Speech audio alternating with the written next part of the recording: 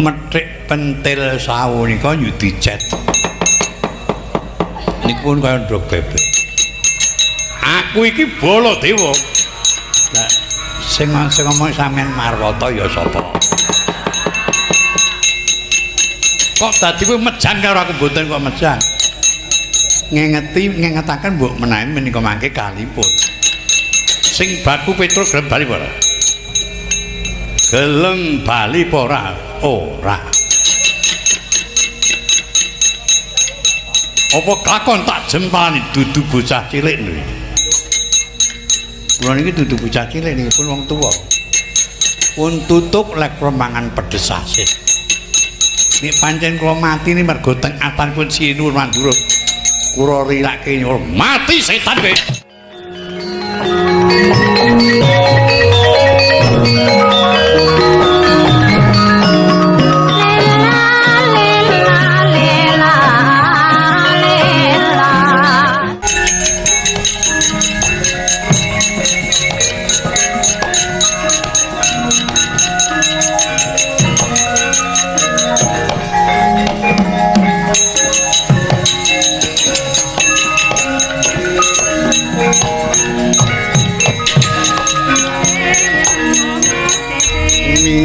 Mingis katon landheping Trisula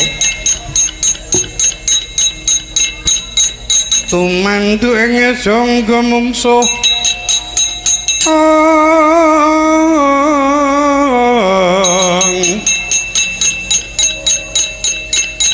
tumandu ing sangga mungsuh kapisanan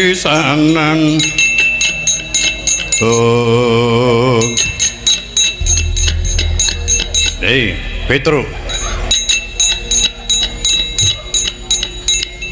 mumpung aku durung nesu yen kena tak prenggake becik kowe saki Balya matura karo Diajeng Dresanala menawa wanita wis tak lamar wau teng mrika nggih ngoten iki teng mriki nggih padha wau teng mrika. Kula niki dudu bocah wisore pun wong tuwa.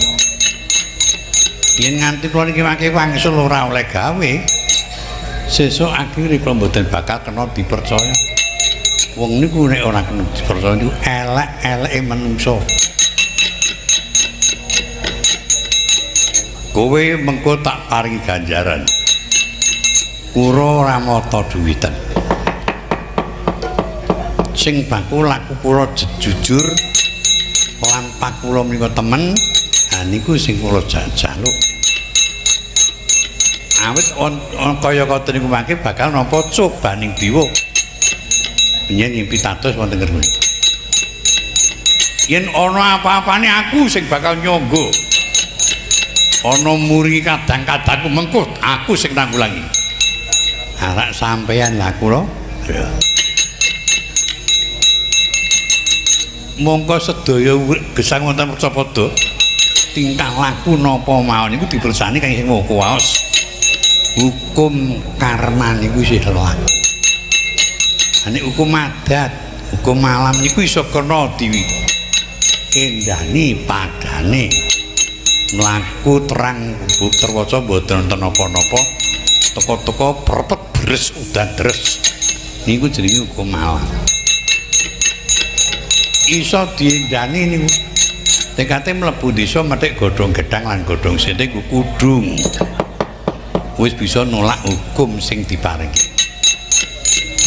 enten saminipun hukum adat ana kae pendak setahun pisan kudu disajeni nganggo sajen sirah kebu nggih nek wonten sirah nek mboten wonten cukup nganggo tewel nika pasangi semu niku kangge nebus iku hukum adat kono kae pendak dina Jumat kliwon kudu nganggo srasaji kudu ana godhogane ndok bebek nggih nek bebek ngendhok nek mboten